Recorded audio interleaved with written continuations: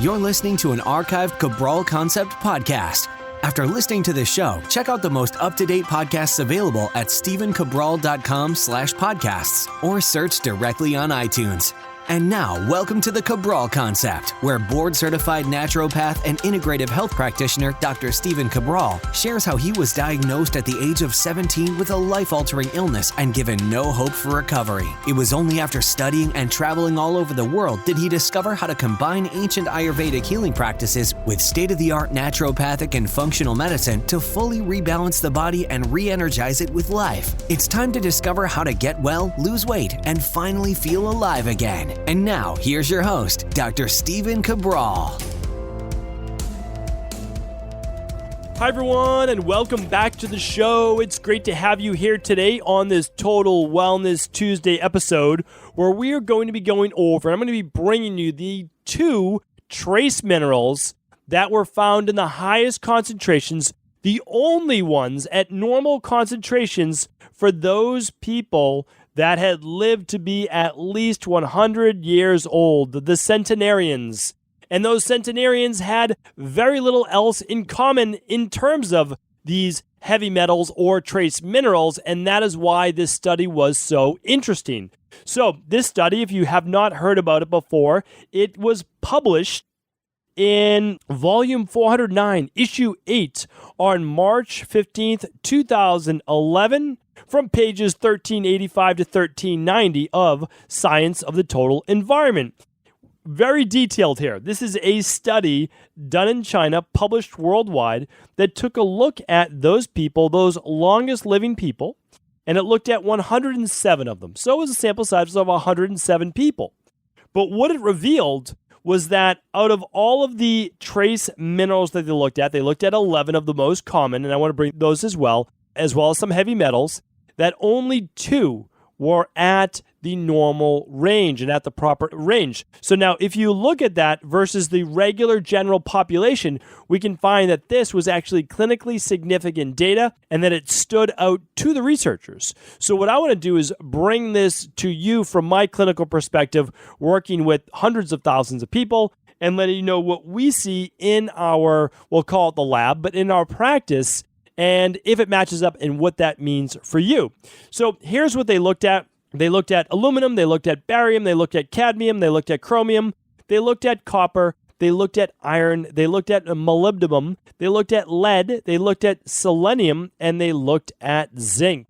So, for me, what I wanted to see was, okay, are those the typical things we would look at on a hair tissue mineral analysis? And the answer is yes. Besides the electrolytes of the calcium, magnesium, sodium, potassium, those are the trace minerals that we're looking at specifically. So then I could say to myself, okay, I can match this up inside of my own practice, running thousands and thousands of hair tissue mineral analysis, and see what we've come back with and see if it matches. Now, we don't have the data from that many centenarians, but we do have data from your typical population. We work with everyone from, basically young toddlers or infants all the way up to our oldest wellness client was 106 years old. So when we look at that, we've got a big database, but we don't have 107 centenarians. So this was interesting to look at. So we went through all of those 11 trace elements. The one that I just did, I'm looking at right now, SR, that stands for strontium.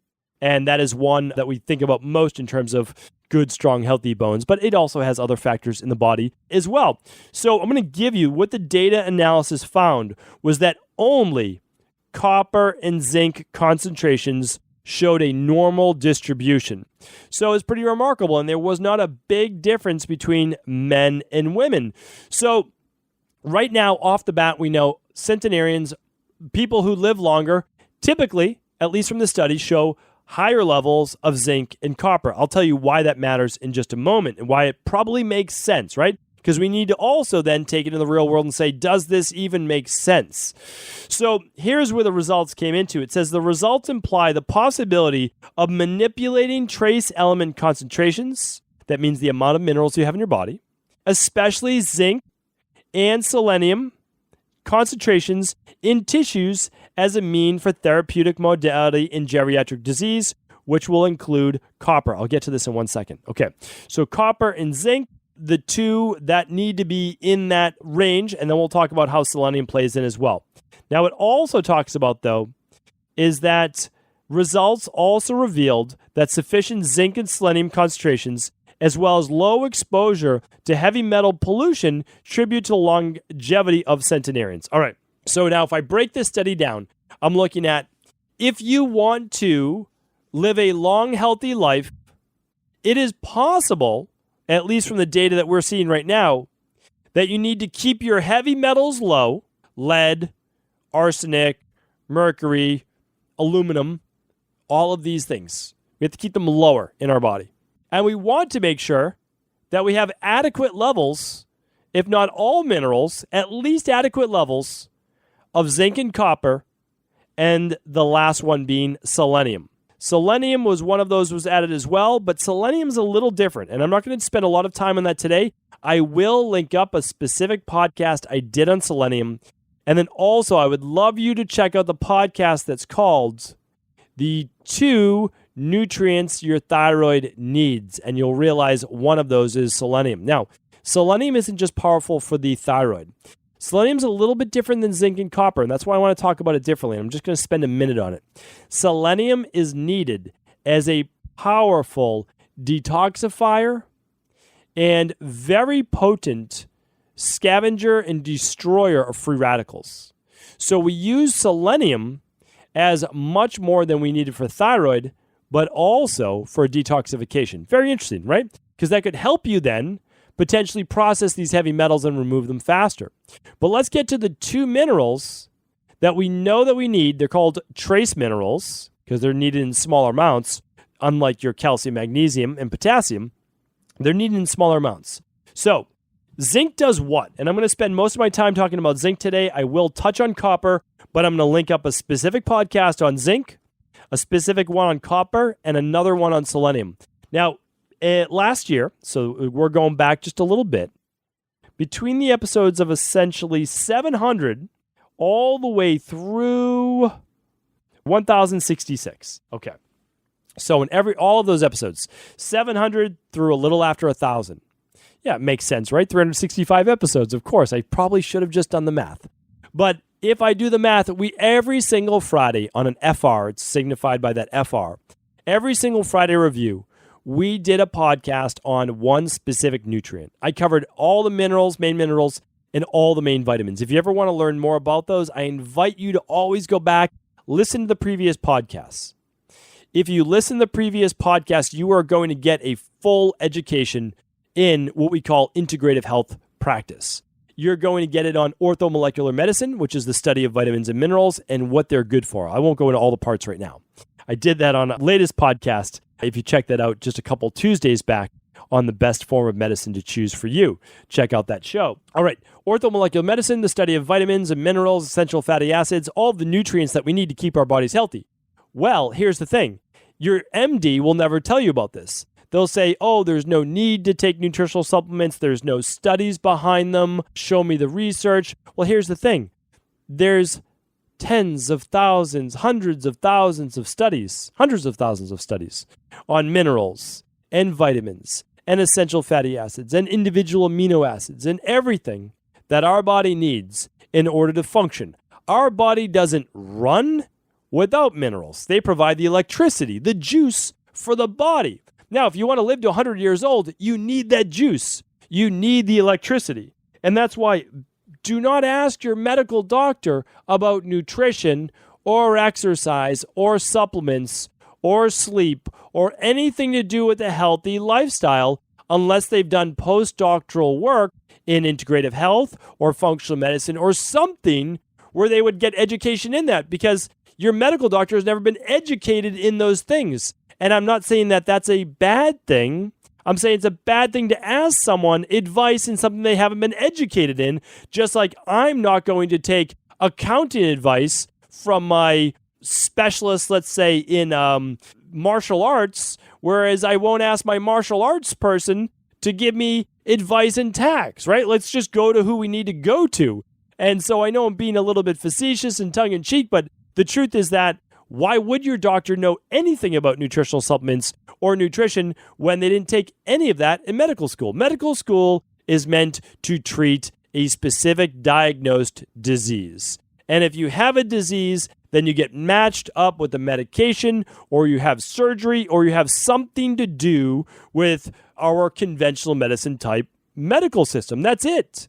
And that's not a bad thing. That's a really good thing if you have an acute-based issue. And I always use the example of a heart attack. If you're having a heart attack, don't email my team. We can't help. Go to your emergency room. They can help. That's what they specialize in. We don't specialize in that. We specialize in chronic-based health diseases of the body that have underlying root causes that we need to help you find the bottom of. Maybe it's zinc and copper. So let's go through that now. Let's talk about why would it be possible that centenarians would live longer if they have elevated levels of zinc and copper. Well, let's take a look at it. So if someone has lower levels of zinc, now zinc and copper, yes. Well, okay, let me just give a little background. I teach this in level 2 of IHP for the integrative health practitioners. But zinc and copper are partners. And that's why it did not shock me. But you wouldn't know this unless you'd studied bioregulatory medicine. You would not shock, and again, that's why this is not a surprise. Zinc and copper are antagonists. It's the yin and yang principle of traditional Chinese medicine. They are partners. They have to have equal give and pull. If you take too much calcium and not enough magnesium, you're going to harden those arteries. It's not going to make it to the bones as well. You don't want that. If you take too much sodium and not enough potassium, you very well may end up with high blood pressure. There's a host of other issues. Dehydration could be one of them. But if you take too much potassium without enough sodium, you also throw off the osmotic pressure in the cells. You don't allow as much waste out of the cells and as much nutrients in. Why? Because sodium and potassium help with the very delicate osmotic water flow in the cells. And it just so happens that you have trillions of cells that rely on these electrolytes, these nutrients. Everything has a partner in the body. Very important to remember that. So now when we look at zinc and copper, what if you had too much copper? Well, it would drive zinc levels down. And what if you gave too much zinc? Well, it would drive copper levels down. It's always about balance in the body. Always. It's always about achieving equilibrium, and our body's in a dynamic equilibrium-based state. That means it's never static. It's always trying to achieve what's called dynamic equilibrium. And whenever you read about the traditional natural hygienists, and I'm staring at it on my bookshelf right now. And this one is by Herbert Shelton that I'm looking at right now. Another by John Harvey Kellogg. Before they actually became one of the worst brands, they were doing good work, right? And so, these are things that you have to look back on. It's there. It's already there for us. We just have to gather the information and understand it, because those people with the lowest levels of zinc in life, even functionally low levels of zinc that you'll almost never find unless you know where to look for it, and I will share with that where to look at the end, that you have stunted growth or your growth is not as great. That could be bone, that could be in your height and your growth, and it could also be in your actual muscle size as well, or muscle tone. You could have hair loss. You could have a weak appetite.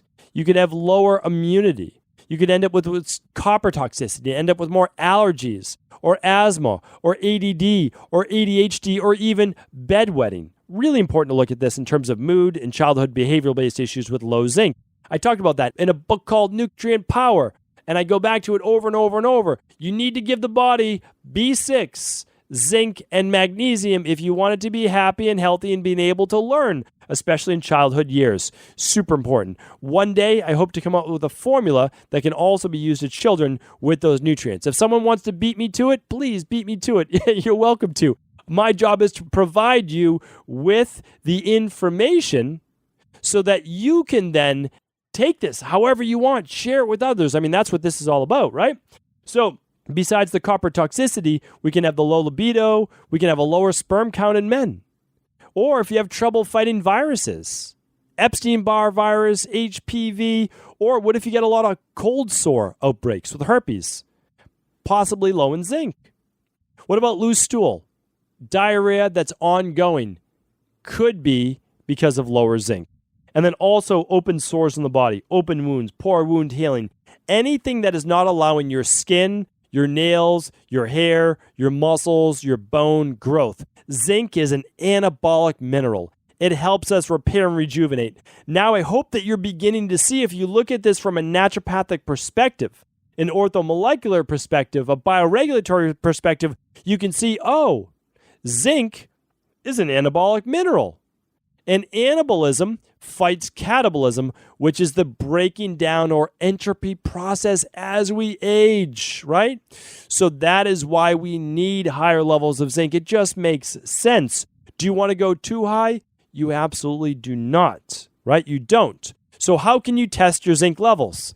3 main ways. The first way, I used to do it in the office all the time. It was hit or miss. Not my favorite way, but you can actually use a zinc aqueous-based fluid. It's a zinc sulfate or zinc sulfide, it's sometimes labeled as. And you can put about 1 to 2 teaspoons in your mouth. You hold it there just for about 10 seconds. If you don't taste the fluid, if it just tastes like water, you're most likely low in zinc. If it has a mild taste, you might have a mild zinc deficiency. And if it's a very powerful metal taste, then you most likely are already good on zinc. Now, again, this is not my favorite way to test zinc. Not my favorite way. But it can be done at least as a starting point. My favorite way to test zinc is through a hair tissue mineral analysis. The same types that were done for labs like the research that we were just talking about. Why not? Don't just test your zinc and copper. Also look at your electrolytes in terms of stress. Look at your selenium. You can find it on that too. Look at phosphorus. Look at iron. Although iron's not best done on that, it's best done with ferritin and TIBC on blood work. But you can then see your heavy metals on a hair tissue mineral analysis. You can look at lead. You can look at arsenic and cadmium, which it tested for. And you can look at aluminum and mercury. Hair tissue mineral analysis is easily the most overlooked functional medicine lab test out there. And it's because so few people are trained on it. But if they were, it would do wonders for their overall health. And it's simple to do. Okay, let's say you just want to do blood work. Great. Run your blood work. You won't be able to run it for copper. And here's the interesting thing. I'll take one step back. Here's the thing about zinc. Zinc is predominantly locked up in the muscles, about 60% of it, about 30% in your bones, and about only 10% is free in the blood, which is why there are better ways of looking at it with that hair tissue mineral analysis. Okay, let's talk about, though, looking at it in the blood. A specific marker called alkaline phosphatase. You'll never see it written out, but it's written out as it's written as ALK-PHOS on your annual blood work if you have it run. ALK-PHOS. You want your ALK-PHOS to be above a 60, ideally above a 68. When I was trained in functional medicine, blood work, and lab testing, the number we always looked for was greater than 68. That meant that you most likely had proficient levels of zinc in the body. If it's lower than a 60 or 68, you most likely need more zinc. Okay, so now that we know how you can test it, let's talk about where you would get zinc from in your diet. Okay, zinc and copper are contained in these foods, so we can use these foods. Just a quick aside on copper. Copper is zinc's partner. You need much less of it, about an 8-to-1 at the very most, more like a 15-to-1 for most people. All right, so you need way more zinc than you need copper. But luckily, these foods will contain both. I'm going to give you some vegan foods. I'm going to give you some paleo foods. You decide what's best for you. So meat, namely red meat, which I'm not a big proponent of preaching to people to eat, does contain a lot of zinc. So I like to be unbiased. I will tell you that it does. Although I'm saying that, I don't think that you should eat a lot of it. Shellfish is up next. Okay? Shellfish, high source of zinc. Just make sure that it's not the dirty or negative forms of shellfish. The cleaner forms is what you're looking for. How about chickpeas and lentils and basically all forms of beans and legumes, higher in zinc? Great to do. Black beans, lentils, those are two of my favorites for sure. Seeds. Seeds are also higher in zinc. Favorite one, pumpkin seeds. You could do a pumpkin seed butter if you'd like, or just take a handful of pumpkin seeds, 1 tablespoon would be fine, throw them in your morning smoothie, blend them up, get the fiber, get those pumpkin seeds. You can do sprouted if you'd like, that will cut down a little bit on that phytic acid, but also check out my podcast on why phytic acid isn't all as bad as it seems to be. Nuts is another one. A lot of people like almonds. Almonds are an easy way, not almond milk, but almonds, again, sprouted if you can get them, is a nice way to get some zinc too. Okay, I'm not an advocate of people drinking dairy, so you can just essentially cross that off the list. I think you'll get a lot more harm than good, and very few, if any, centenarians are drinking a lot of milk. It's simply not in their diet. Eggs. Eggs are a good way to get zinc. You need to get the yolks, though. Okay, so if you're just doing the whites, you're not going to get as much zinc. Then there is whole grains. Whole grains, what would be a decent way? Wild rice. If you don't eat grains, that's okay. No problem at all. But if you eat grains, try wild rice. You'll be able to get some zinc in there.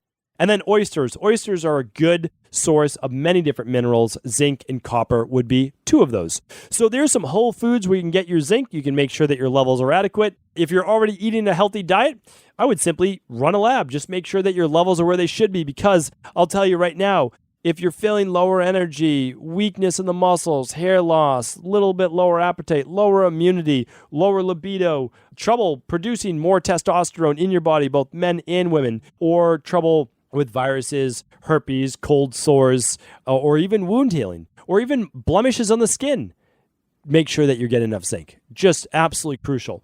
There's a supplement that we use in our practice. I'm going to link right to it. This is not proprietary information. Remember, I give you exactly what we do in our clinical practice, and then you can go and you choose what to do is best for you. Okay, multiple good forms of zinc. Zinc picolinate is a great form. Zinc citrate is also a well-absorbed form, all right? Those are good forms. Not as huge an advocate as zinc oxide, but, well, not a huge advocate of all. I don't think that you should be consuming zinc oxide. You can certainly put it on your skin, but I would not be putting it in my body. Zinc citrate, zinc picolinate, good forms. Polynicotinate is just another form of that. Don't get overwhelmed with that. Any chelated form is completely fine. Biglycinate copper is a good form. And zinc is also better absorbed with a little bit of B vitamins and some vitamin C. That is exactly what we did with our formula. I went on the higher end. I did 15 milligrams of zinc with only 1 milligram of copper. I could have gone to 1.5 to 2 milligrams of copper. I didn't for that. There is copper also in our daily nutritional support. My highest recommendation is to always, everyone out there, be doing either a daily activated multivitamin, we will link it up, or the daily nutritional support like most people do in our community in the morning to make a smoothie with on the run. And that's easy. And then for those people that are more of the ectomorphic body type, more of the Vata body type, or they do a lot of exercise, or they're very stressed, or they had any of those symptoms, we do a balanced zinc at dinner. This is not kind of what I do. This is exactly what I do. I do the DNS during the day, and I do a balanced zinc with dinner. The balanced zinc is this tiny little capsule. It's all I do.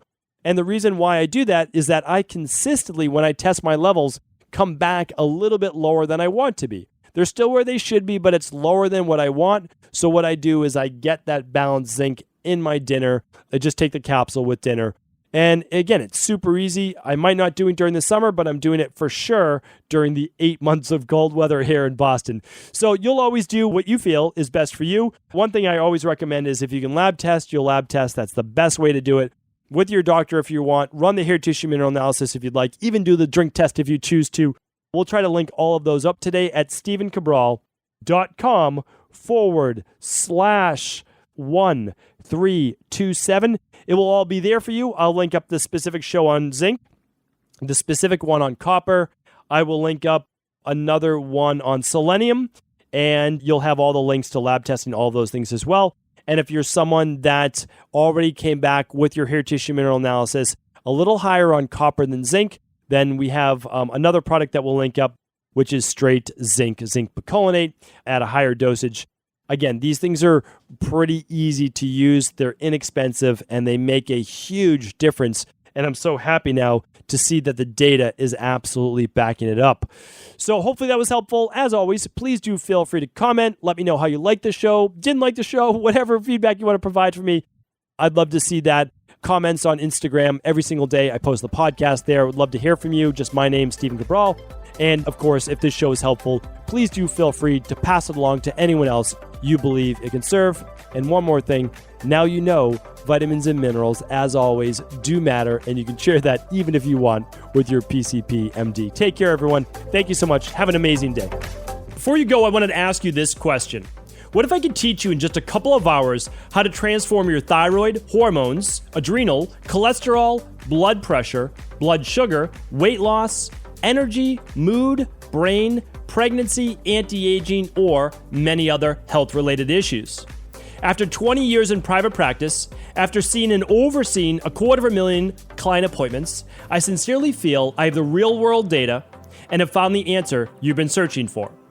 So what I've done is spent hundreds of hours of my own time refining what you need to know in order to uncover your underlying root cause health issues and then begin to rebalance the body and bring it back to a state of robust health and wellness. I'm going to teach you exactly what I do in my private practice so you can understand how you got here and now what you need to do in order to heal. You'll receive all of the important success checklists, protocols, and even ways to customize it to make the program fit your busy life. And you'll get all of this at a fraction of the price.